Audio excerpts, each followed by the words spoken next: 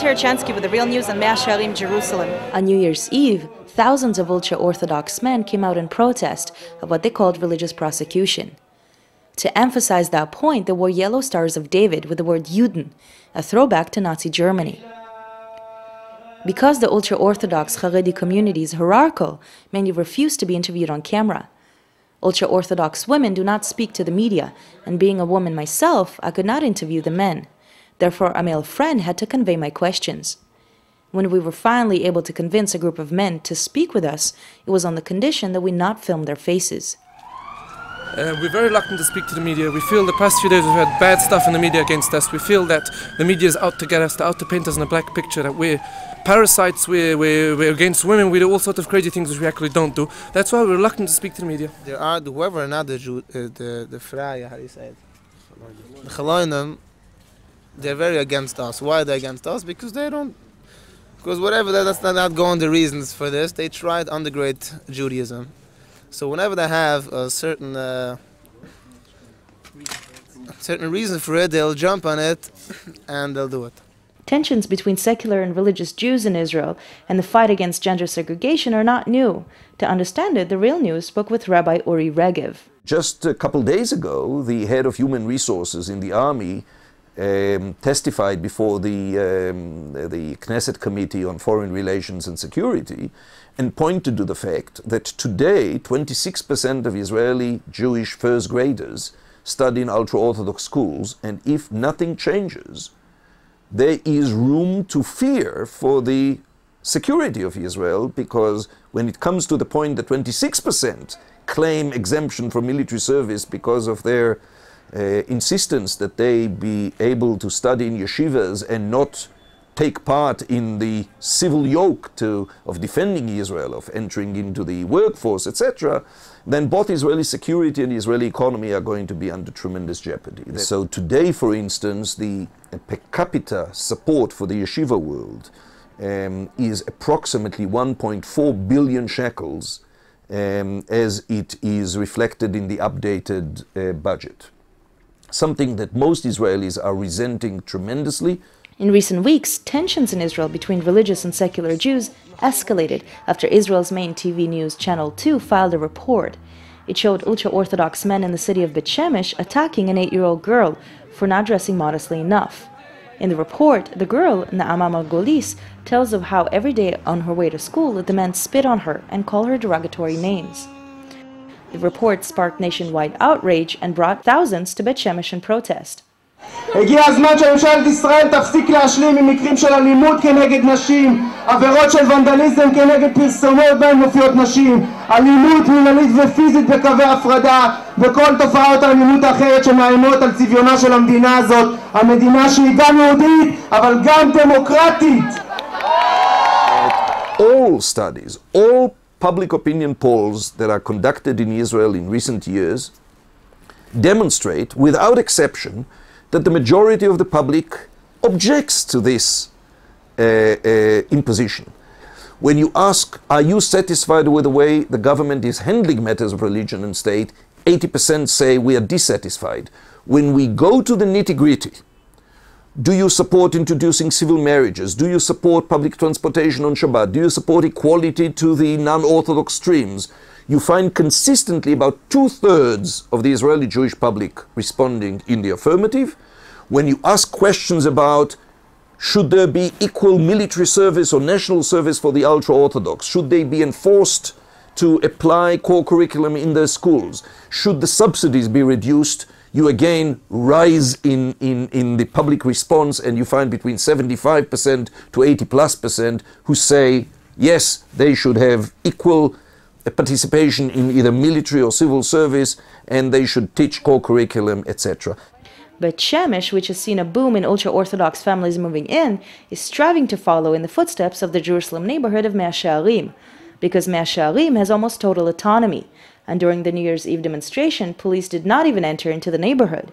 At the entrance, street signs warned groups not to enter and request that women dressed modestly. Even during our filming, several men approached us, demanding that, being a woman, I not stand with my male colleagues on a public balcony. We just want to... It's not allowed for women to be here. No women. I'm sorry? It's not allowed for women to be here, so... Why is it not allowed for a woman to be here? That's the legal laws from It's the legal laws for who? the Torah. Okay, so that's the Torah laws, not legal laws. That's legal by Jews. Okay. Okay, but I'm not...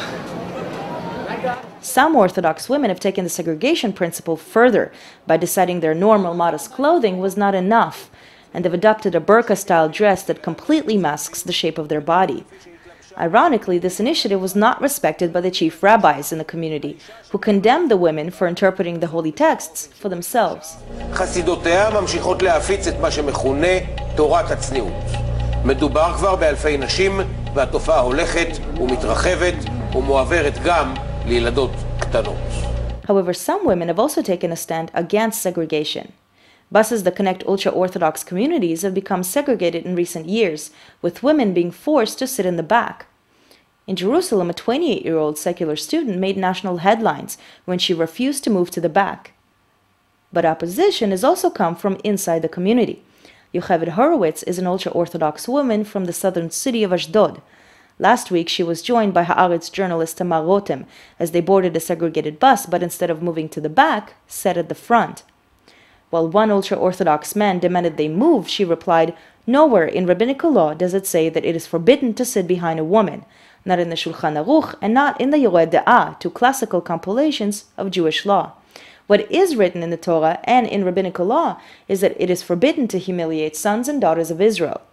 Yeah, so spitting at a girl, that's definitely not a right thing to do.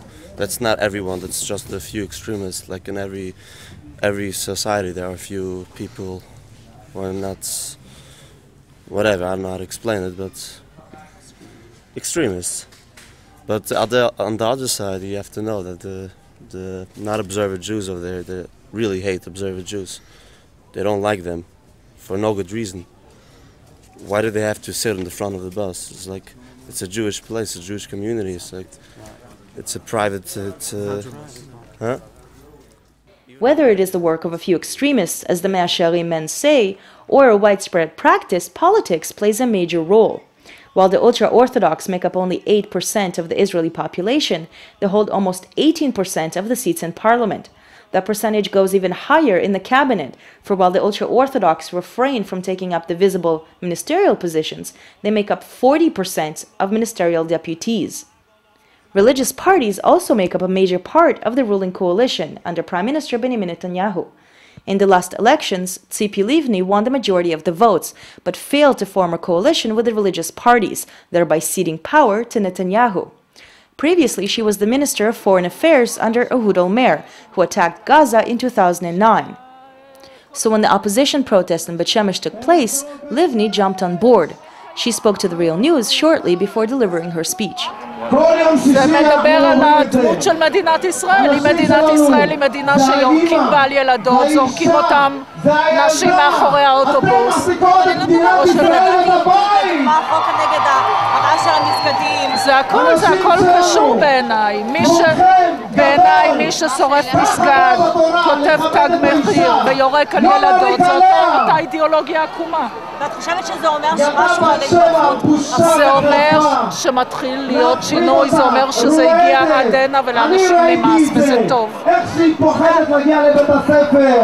הצעקה שאנחנו משמיעים היום תשמע עד ירושלים, תהדהד בשפלת יהודה ועוד תגיע לכל אזרח ואזרח בישראל. העם דורש בית שמש ציונית. העם דורש בית שמש ציונית.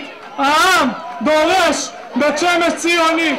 Sheli Yechimovich is the leader of the historically powerful Labour Party. She is seen by many as the upcoming opposition leader. למה את חושבת שזה חשוב להם לציין היום שזה הפגנה ציונית? בניגוד למה? ניגוד לגורמים חרדים שלא מכירים במדינה. הם לא מכירים בסמכות של המדינה. הם לא מכירים בסמכות של הממשלה. הם כופרים בסמכות של המדינה. לכן חשוב כאן לאנשים לומר שהמהות של המדינה הציונית בעצם מותקפת על ידי אותם אנשים. Last year, several Israeli women turned to the Supreme Court. leading to a ruling that banned gender segregation on all buses, whether private or public. The ultra-Orthodox saw this as discrimination, saying the state is getting involved in their religious practices. They therefore continue to unofficially segregate buses. Despite the feminist tones in this movement, it does not raise the issue of the rights of Palestinian women, religious freedom for all, or the occupation. For The Real News, I'm Leah Tarachansky in Jerusalem.